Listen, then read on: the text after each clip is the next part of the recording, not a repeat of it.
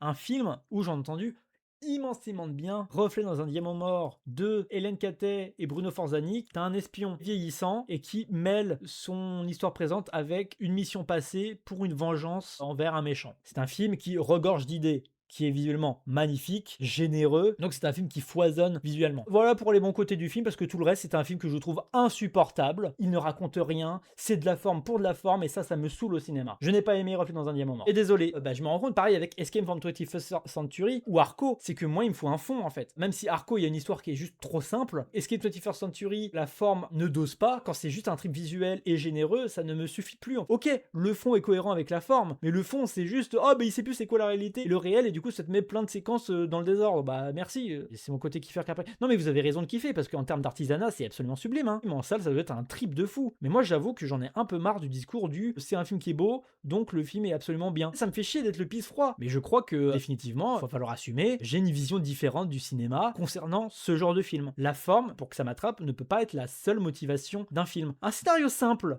avec une forme sublime, ça donne Arco. J'ai des réserves évidemment, mais Arco j'ai aimé. Revenu dans un diamant mort, je n'ai pas aimé. Faut pas vous dire que je suis un prouveur, je n'ai pas envie de faire le gars intéressant à pas sucer un film que tout le monde suce. C'est vraiment sincère, hein. D'ailleurs, autre film un peu nébuleux qui m'a un peu attrapé quand même, j'ai découvert l'œuvre de l'ange au cinéma. Je vais continuer à me poser des questions sur moi-même. Je crois qu'en fait, Revenu dans un diamant mort, c'est que je vois vraiment que le trip de forme. Alors que dans l'œuvre de l'ange, je vois des motifs. Je vois ce que veut mettre en scène Oshi, Amano et toute l'équipe derrière ce film. Du coup, il y a quelque chose d'un peu mystérieux qu'il faut un peu craquer, ou tu te perds totalement dedans dans ce conte. J'imagine, de mon interprétation, qu'il y a un côté un peu Arche de Noé, où c'est le dernier bastion de civilisation après qu'il y a eu une apocalypse. T'as une sorte de nouvelle race d'êtres vivants qui va prendre place, mais qui doivent naître dans ces œufs-là. C'est surtout un trip à se mater au cinéma, une musique magnifique. Tu peux comprendre sans en comprendre, quoi. C'est vraiment un film où tu peux te perdre. J'adore la palette de couleurs, j'adore l'univers très européen que met en place Amano et Mamoru Oshii. C'est un film qui vaut la peine d'être vu en salle. 1h10, c'est rien. Oshii, lui, a même pas d'explication à donner. Oh bah, Oshii, je pense qu'il a fait son trip esthétique, hein. Mais comme il manipule des symboles très très forts, très origine de la vie, 2001 l'Odyssée de l'espace, ce genre de choses, t'as des choses à en retirer, quoi. Et comme le rythme est lent, t'as le temps de réfléchir.